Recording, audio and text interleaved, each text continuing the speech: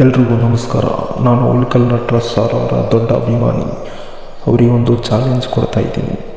ಇದು ಅವರು ಅನೇಕ ಪವಾಡಗಳನ್ನು ಬಯಲು ಮಾಡಿದ್ದಾರೆ. ಇದೇ ರೀತಿ ನಮ್ಮ ಉತ್ತರ ಕರ್ನಾಟಕದ ರಾಯಚೂರು ಜಿಲ್ಲೆಯ ದೇವದುರ್ಗ ತಾಲೂಕಿನ ಗಬ್ಬೂರು ಗ್ರಾಮದಲ್ಲಿ ಬೂದಿ ಬಸವೇಶ್ವರ ಜಾತ್ರೆಯ ಅಂಗವಾಗಿ ತೇರು 6 ಹೆಜ್ಜೆ ತನ್ನಷ್ಟಕ್ಕೆ ತಾನೇ ಮುಂದೆ ಹೋಗುತ್ತೆ. ಆ ಚಾಲೆಂಜನ್ನು ಉಳ್ಕಲ್ ನಟರಾಜ್ ಸರ್ಗೆ ಕೊಡ್ತಾ ಇದ್ದೀನಿ. ಇದು ಹೇಗೆ ನಡೆಯುತ್ತಿದೆ ಎಂದು ಬಂದು ಹೇಳಬೇಕೆಂದು ತಮ್ಮಲ್ಲಿ ಕೇಳ್ಕೊಳ್ತಾ ಇದ್ದೀನಿ. ಸರ್, ನಿಮ್ಮ ಅಭಿಮಾನಿಯಾಗಿ ನಾನು. ಜಾತ್ರೆಯ ಸಂದರ್ಭದೊಳಗೆ ಅಲ್ಲಿರುವಂತಹ ರಥ ಅಥವಾ ತೇರು ಏನೈತಲ್ಲ ಅದನ್ನ ಎಳಿತಾರ್ರಿ.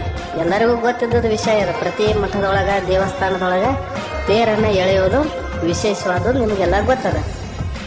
ಆದ್ರೆ ಇಲ್ಲಿ ಒಂದು ಏನು ವಿಶೇಷಪ್ಪ ಅಂತಂದ್ರೆ, ತೇರು ಹೊರಗಡೆ ಬರುವ ಸಂದರ್ಭದೊಳಗೆ ಆ ಇದ್ದಂತಹ ಸ್ಥಳದಿಂದ 6 ಹೆಜ್ಜೆ ತನ್ನಿಂದ ತಾನ ಹೊರಗೆ ಬರ್ತದೆ.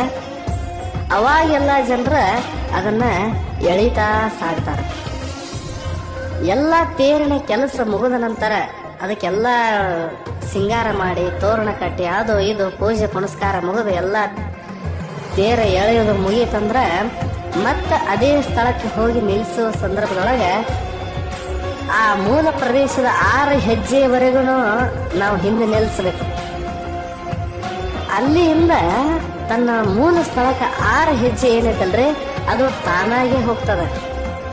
ಬರುವಾಗ 6 ಹೆಜ್ಜೆ ತಾನ ಬರ್ತೈತಿ, ಹೋಗುವಾಗನು 6 ಹೆಜ್ಜೆ ತಾನ ಹೋಗ್ತೈತಿ.